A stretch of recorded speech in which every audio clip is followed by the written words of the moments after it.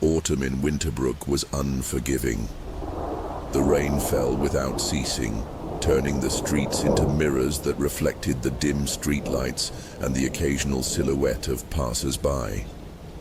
Leaves, blown by the wind, stuck to her boots, and the air was thick with the smell of dampness and decay. Laura Kane walked along the sidewalk, her heels beating a rhythm that was drowned out by the sound of water flowing into the gutters. This town had been her prison and her home, a place where she knew every corner. But in recent months, it had looked at her with strange eyes, hiding something behind its familiar facade. Her neighbor, Paul Harris, lived across the street. He was middle-aged, with a face that was unremarkable, and a manner that did not attract attention. Every morning he went out to get the newspaper in an old grey coat. Every evening he came home from work with a blank look in his hands. Laura greeted him out of politeness. He nodded back, but no words passed between them. Winterbrook was a town of silence, where questions were considered a violation of an unwritten law. She did not know what he did for a living, and she did not want to know until today. In the morning she spotted him at the garage. Paul was bent over the car, his hands black with oil, moving with mechanical precision. But his eyes, they were far away, as if he were looking not at the engine but at something beyond this world. Laura slowed her pace. He glanced back, sharply, as if caught in the act, and then went back to work. She passed him, but a worry settled in her chest, thin as a knife blade. The night brought new shadows. Laura was sitting at her desk, surrounded by stacks of library catalogues, when the sound of an engine broke the silence. She went to the window. Paul's car was pulling out of the garage, its headlights cutting through the darkness like spotlights. Where was he going at this hour? The street was empty. The light from the street lamps flickered in the puddles, and Laura was left with a question that would not leave her alone. She returned to her desk, but her work was no longer going well. Her thoughts were swirling around her neighbor, whose life had suddenly seemed too mysterious to her. The next day he knocked on her door. "Laura, can you help me carry this box?" His voice was even, but there was a note in it she couldn't quite place. She agreed, though her instincts told her to leave. The box was heavy, its corners digging into her palms. They stepped into the garage, and then she heard a sound, a dull, rhythmic thump coming from beneath the floor. Laura froze. Paul smiled. Too quickly, too coldly. "Old pipes," he said, but the words sounded like lies, polished to a shine. She nodded, her hands shaking, but she knew they weren't pipes. When he turned away, her gaze fell on the closet in the corner. There was something behind it, a thin sliver of light shining through the crack, revealing a hidden door. Laura felt the cold grip her body.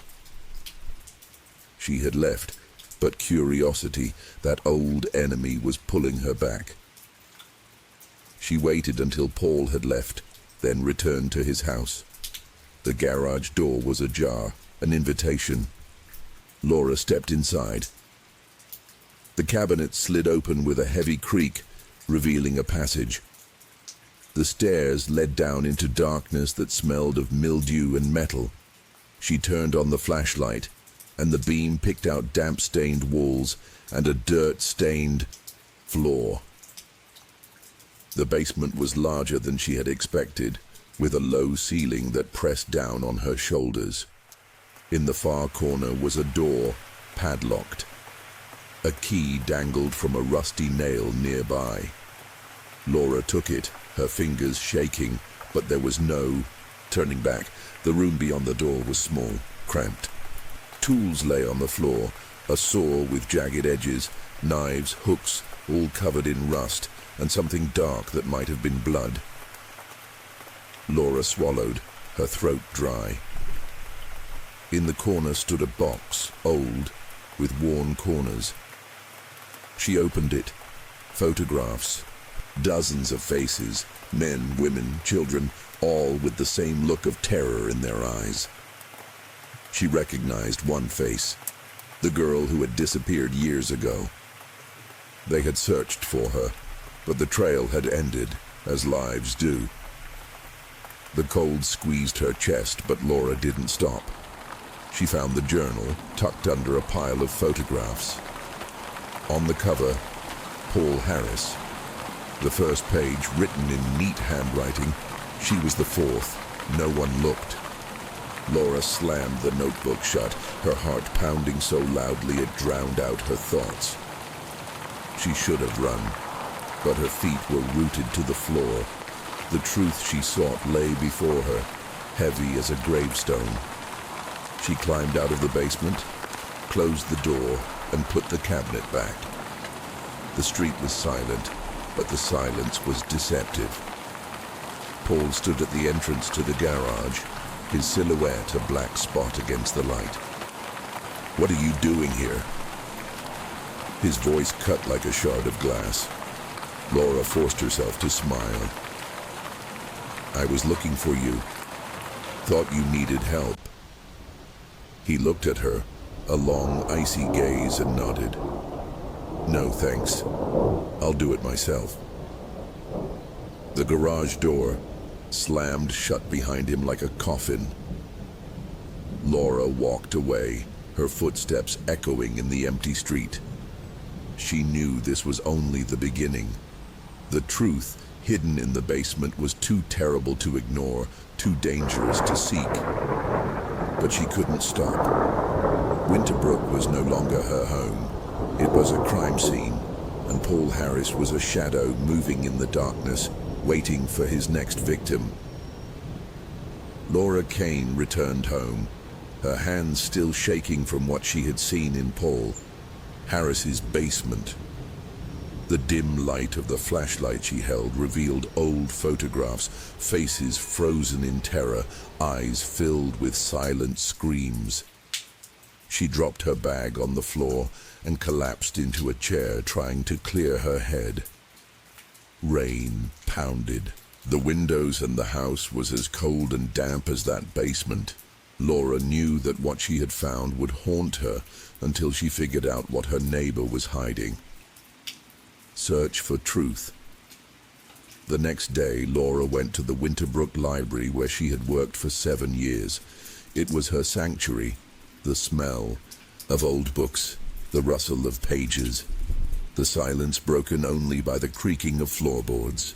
Today, she had come not for peace, but for answers. She sat down at an old wooden table in the archives department and began to leaf through the last 10 years of newspapers.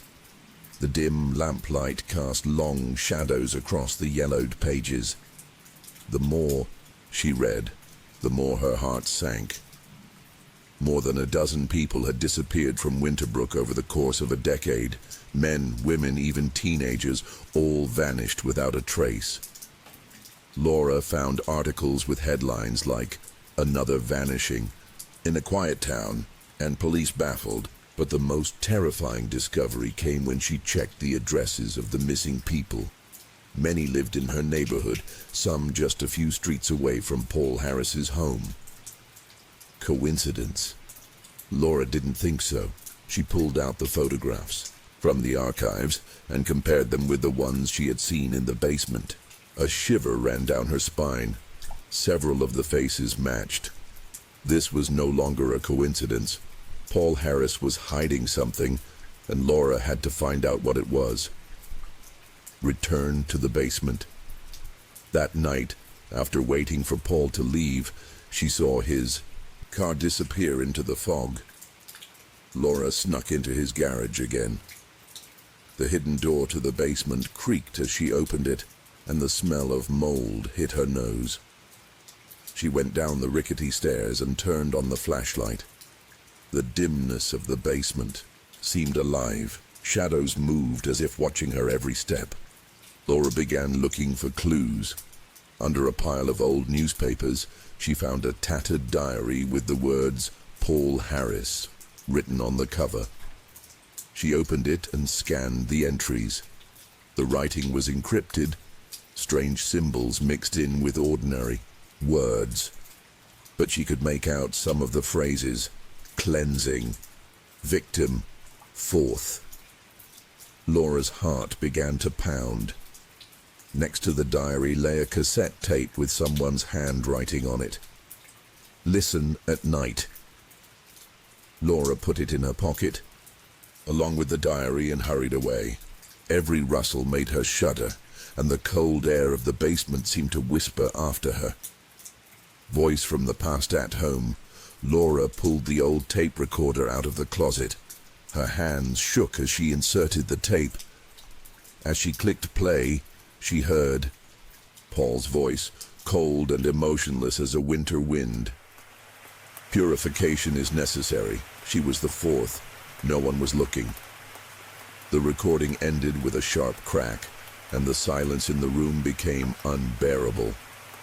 Laura turned off the tape recorder, her breathing ragged.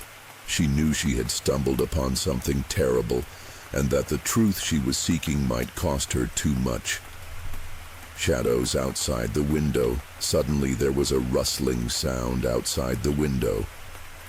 Laura went to the curtain and looked out. The rain had intensified. Lightning illuminated the empty street, but a shadow flickered around the corner of the house. Or was it her imagination? She clenched her fists, feeling fear grip her body. The roar of the wind mixed with her own pulse, and the feeling of strangers' eyes grew stronger. Laura knew she was being watched, and this was only the beginning. One entry in her diary haunted her. She was the fourth. No one was looking. The words confirmed Laura's worst fears. Paul Harris wasn't just a strange neighbor. He was the key to the mystery of the Winterbrook disappearances. And now that she had started digging, there was no turning back. Rain continued to fall, turning the streets of Winterbrook into mirrors, reflecting the dim streetlights and the occasional silhouette of passers-by. Laura Kane sat at her desk, sorting through the entries in Paul Harris's diary.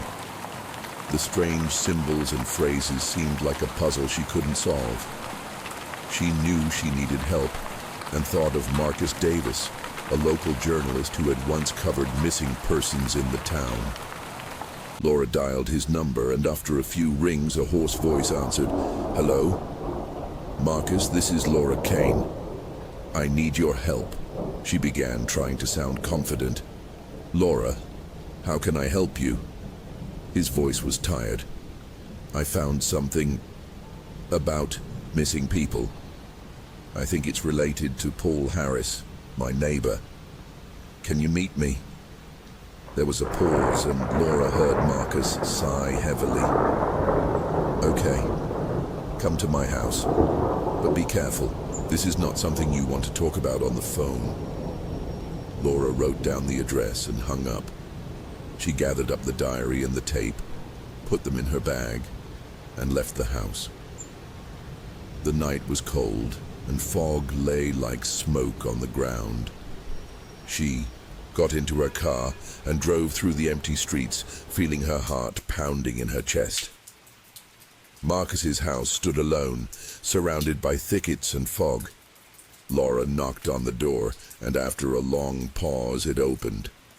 Marcus was tall, stooped, with a face like tree bark. "Come in," he muttered. Inside, the house smelled of old tobacco and dampness. Marcus sat down at the table, gesturing to a chair. "What did you find?" he asked, his voice low as the roar of a river. Laura pulled out the journal and the tape.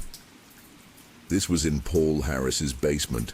Records of missing people, strange symbols, and this tape, it's his voice, talking about cleansing. Marcus took the journal, his fingers shaking. Paul Harris, I heard about him. He was involved with an unofficial club of influential people who hid their crimes. I tried to investigate, but I was suspended. Club?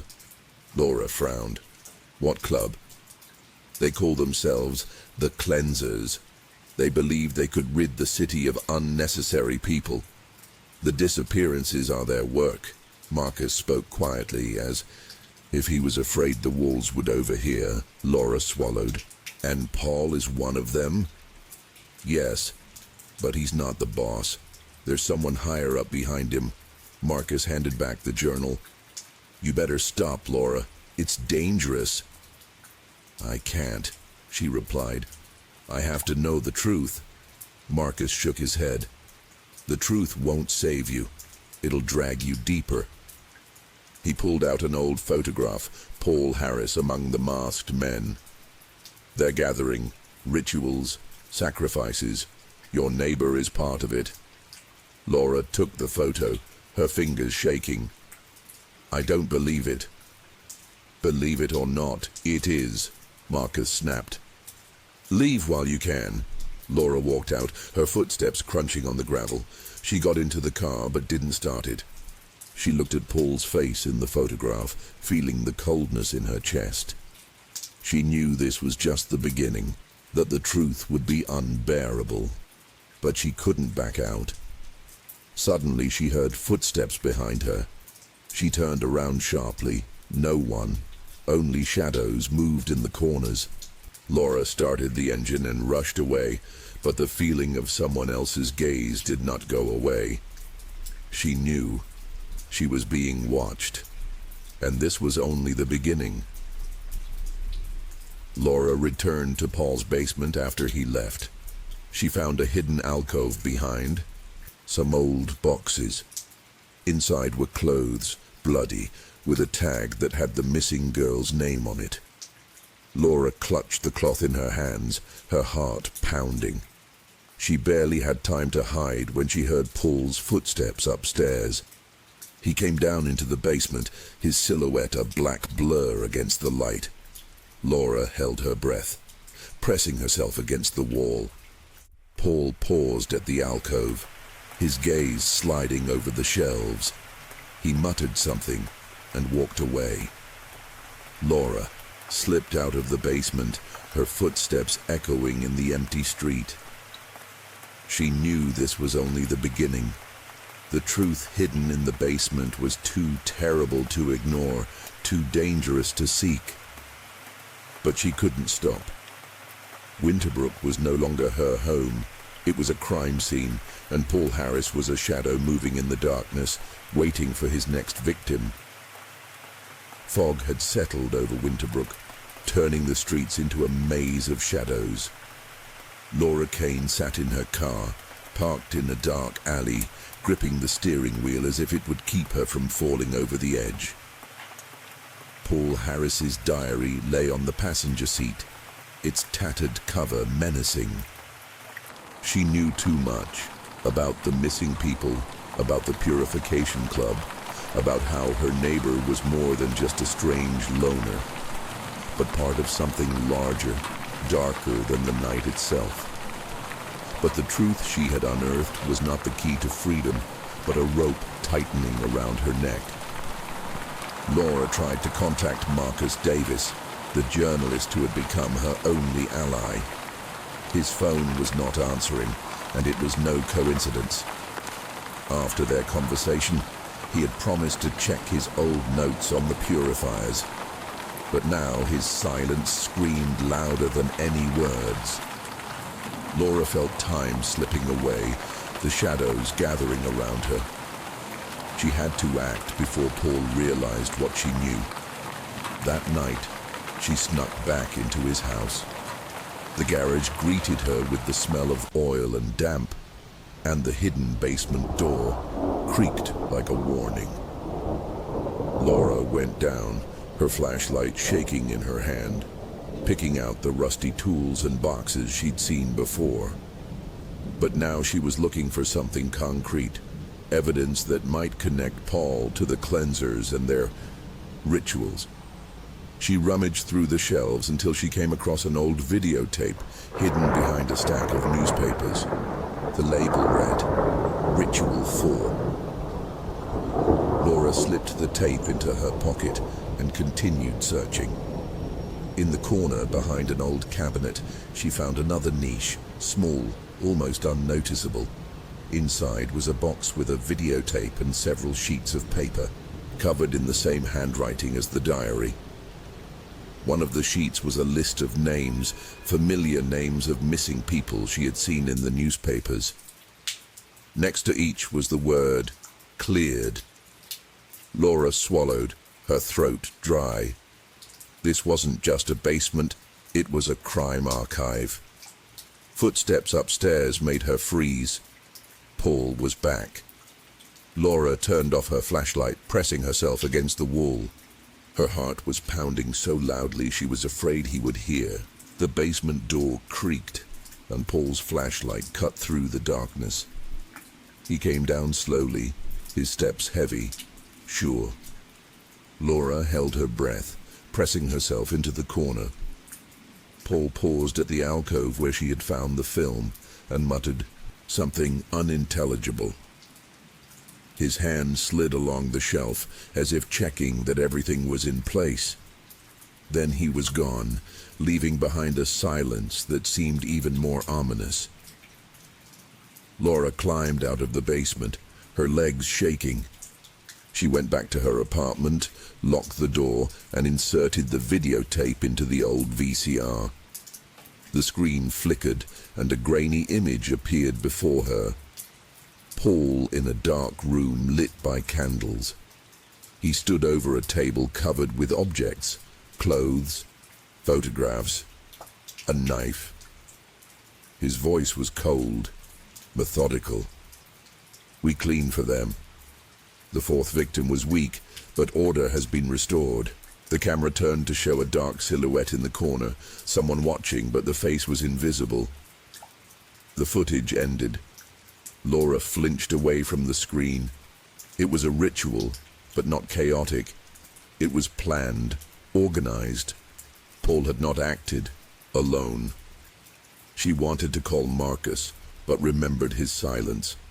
Instead, she checked her email and found a letter unsigned with a single line, "Stop, or you will be next." The envelope was empty, but the smell was the same as in the basement, damp and rust. She decided to meet Marcus in person. His house was empty, the windows dark, the door ajar. Laura walked in, her footsteps echoing in the silence. There was a note on the table.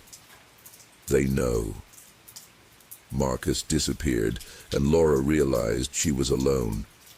She returned home, paranoia gripping her mind.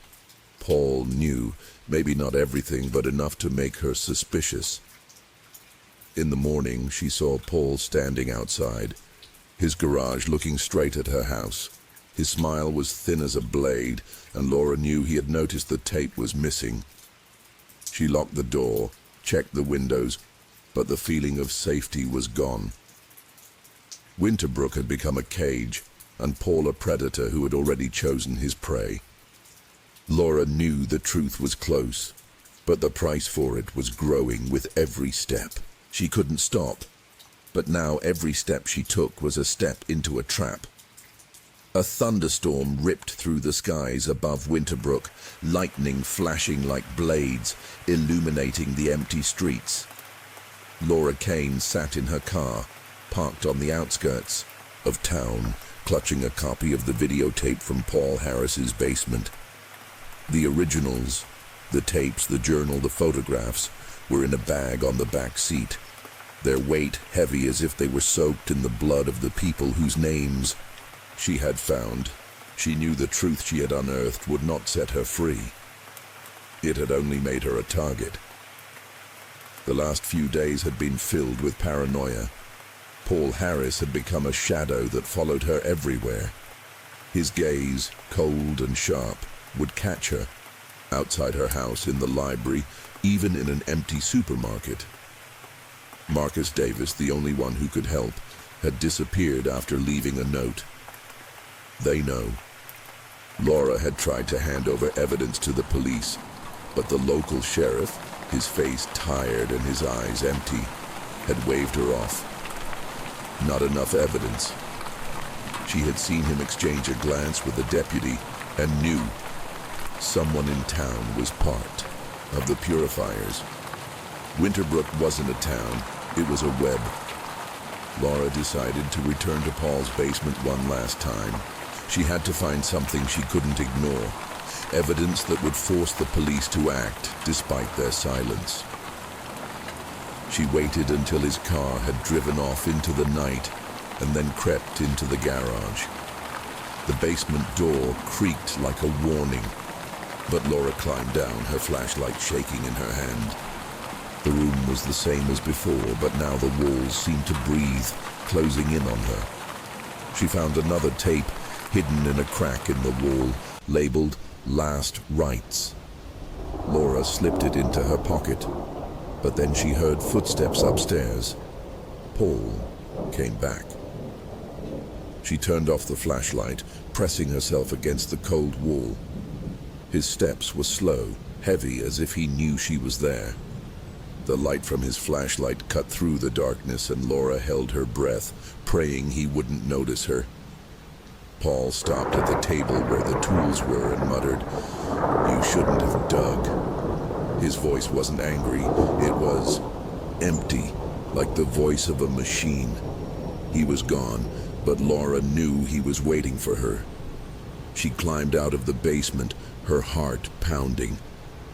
At home, she inserted a new tape into the VCR. The screen flickered to show Paul in the same room, but now he was talking to someone off camera. "The fifth victim is ready. She's close." The camera turned and Laura saw her face, a photograph pinned to the wall. Her breath caught. She was next. Laura realized the police wouldn't help. She gathered evidence and drove to an abandoned warehouse on the edge of town where the purifiers were rumored to meet. She planned to leave a copy of the tape where it would be found if something happened to her. But as she got out of the car, another car's headlights blinded her. Paul stepped out of the shadows, his face a mask of calm. "You shouldn't have interfered, Laura," he said, striding closer. Laura stepped back, clutching the evidence bag. "I know who you are." Her voice shook, but she didn't look away. "And I know you're not alone." Paul smiled, thin as a blade. "You know nothing. It's more than you can understand." He took a step forward, but Laura rushed to the car. She started the engine, stomped on the pedal, and the tires squealed on the wet pavement. In the rearview mirror, she saw Paul standing in the rain, motionless as a statue. Laura drove to a friend's house out of town to deliver a copy of the tape. She knew she couldn't go home. Winterbrook was a trap, and she was the prey that had run too long.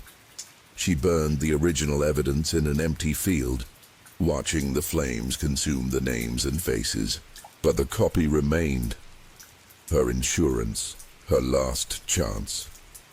The rain had stopped when she pulled out onto the highway, but the darkness remained. A car flashed in her rearview mirror, following her. Laura gripped the wheel, her knuckles white. She didn't know if it was Paul or one of the purifiers, but their shadow followed her, as relentless as the night itself. The truth hadn't set her free. It had made her a fugitive.